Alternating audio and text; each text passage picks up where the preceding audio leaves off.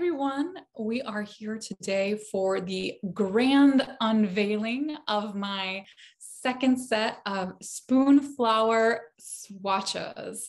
Like the last time, I just wanted to stream this as it was happening because it's such an exciting moment I want to share with you.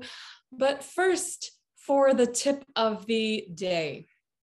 I read recently online that the algorithm in Redbubble starts to favor you after you have had 50 sales. So my tip of the day is to get those 50 sales. How do you do it? That's what I'm here to figure out with you. So after I read that magic number, I went back and I viewed how many sales I've had on Redbubble so far. And as some of you know, I just started in basically December 2021, and now it's mid-February 2022. And I have had a total of 45 Redbubble sales, and also about 5 on Society 6, but they don't combine the two, obviously. So I don't have 50 sales yet. And what I will tell you is still, I have found that all of the sales I've made are from people within my social media universe, people that I actually know in real life. So, you know, if you want to make a sustainable income from your art, selling it on print on demand, you're going to need to be selling it to people that you don't know, presumably that are outside of your bubble. That is the goal, to get it there. So I am still not there yet, but when I read things like it takes a lot of people 6 months to make their first sale, I feel very fortunate where I am. I've had a bit of a pause, I've noticed, in sales. I think some of it was, you know, there were some orders around the holiday season, and other people were just excited because it was the first time I've put my art out on print on demand sites and then told people about it. I had put up, I think, 1 or 2 designs years back, didn't tell anyone about it. And of course, there were pretty much no sales. But so this is the first time I've told people about it. And it was, you know, I think really exciting. At first, I got a lot of interest and I was feeling quite confident, and it's propelled me forward. And I think now I'm actually creating some better designs. And those have also had some success, but it's slowed down since the Christmas season. And just, you know, the people that were going to buy from me, some of them have already, and I don't think they're going to be shopping for mugs and throw pillows every single week of their lives. So that's the tip: get 50 sales. The tip how? Well, first start with people you know. And then hopefully with the passage of time, you'll get to 50 sales. While it might not be Christmas now, there's going to obviously be occasions as the year goes forward. So here's my Spoonflower swatch packet number 2. And as I said, I haven't actually sold anything on Spoonflower yet, but you have to get the swatches before you can sell your designs. And I love it. I won't flip this around because it has my address on it, but it says every purchase supports an indie artist. So I'm glad I'm supporting myself. Good investment in myself.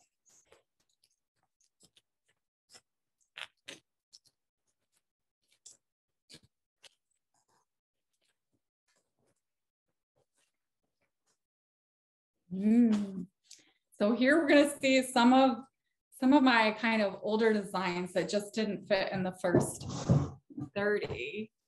We have some of these, some of the color choices that I didn't get because the maximum is the 30 for the swatch.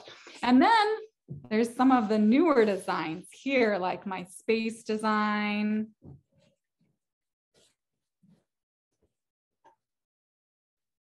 Lunar New Year design.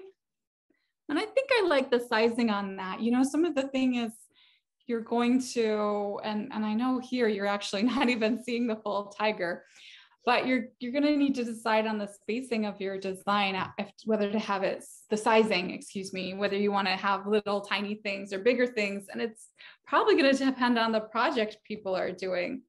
So, I was telling a friend who expressed their interest in wallpaper that I can change it. Then of course, when you change the size, you're going to have to order swatches all again, wait a couple weeks for that to happen.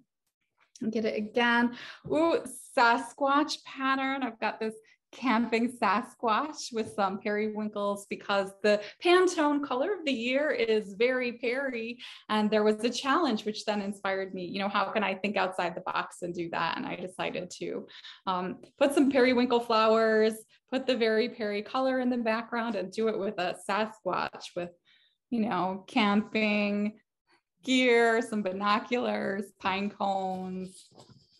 Here's the vintage tin. So of course I had to change that as well. And I made it a feminist vintage tin. So we've got some older sayings, votes for women like the Campbell soup can, and, close the pay gap, intersectional justice, and dress codes. Again, you can't see every part of the design because of the sizing. I don't know, this one, maybe I could do one that's a little bit smaller where the images are smaller. And here, some of the last ones that I got on here was for the Pockets Challenge with Spoonflower. And I decided to do mama kangaroos with their joeys. And there's got two different kangaroos happening. Too bad there you can see most of the head of the second one, this color choice. This blue one was did the sizing a little bigger to see what the different size would look like. I think it would just depend. If you're up for it, I'd be happy if you left in the comments if any of these patterns speak to you and which ones. We got some copper rhinos. I think I've showed you most of them. There's also some rainbow llamas, but the space pattern was the first one I created using a more complex pattern.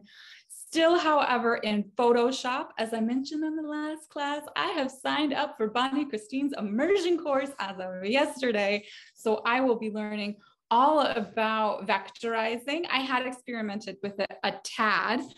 I feel a little weird about giving up totally the rasterized surface pattern designs, however. So I don't know. I don't know if I'm going to transition to both, or that's going to be too much to keep it in my head to be doing Illustrator program and then Photoshop and switching back and forth. And then of course it takes time. I have a little bit of an inkling, I could take those patterns, rasterize them, and have a rasterized version, vectorize, and then have a vectorized version and a rasterized version that I could do different things with. But of course, that's more time consuming, not saving me time. And I think it's also a question of quote unquote professionalization. Pulling them back, I really like the look of the watercolors, as you see this hippo, for example, and how there's this kind of complex colorization.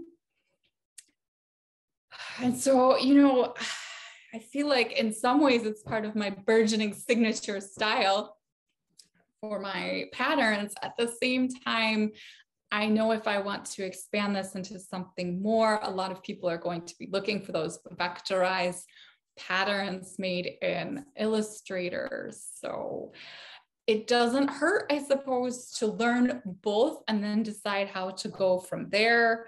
Maybe I'll be doing both, but pretty soon, as I said, I'm still, here's a painting. You can't see too much what's happening, but I'm still trying to work on those paintings along with the patterns. So I don't want to add too much to my life. The idea is to streamline things, but I do want to be able to be receiving resources and not just putting resources out from my art.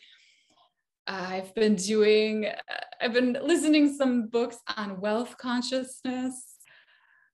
I've definitely had challenges with a scarcity mindset most of my life, and sort of an ingrained poverty mindset, you might say, even if I'm not in that position anymore. And I'm trying to really transform that and not just look at my endeavors as something that I should give away, but something that I am worthy of receiving wealth from, whether that wealth comes in the form of community, like you guys joining me, or whether it comes in the form of those happy numbers that can make you do things like pay down your mortgage payment faster. Anyway, that is it for today. I am super excited once again about my new patterns. I feel like making them in all kinds of different scales, but I can't just keep repeatedly ordering the swatches. Hopefully, by the time I order the next swatch or two, I'll have at least made one Spoonflower sale, but we'll see. Or maybe in a few episodes, I will have the magic 50 Redbubble sales. And no, I'm not going to beg anyone to do it or buy it myself, just using a different account to see. And then I'll be able to tell you if it's really true that once you have 50 sales, Redbubble's algorithm starts sending you out a little more into the world and promoting your products. If anyone else has reached that 50 mark and would like to leave a comment and let me and let anyone else know if that really is the magic point, please do. I am getting a phone call, so I am going to say goodbye. See you later.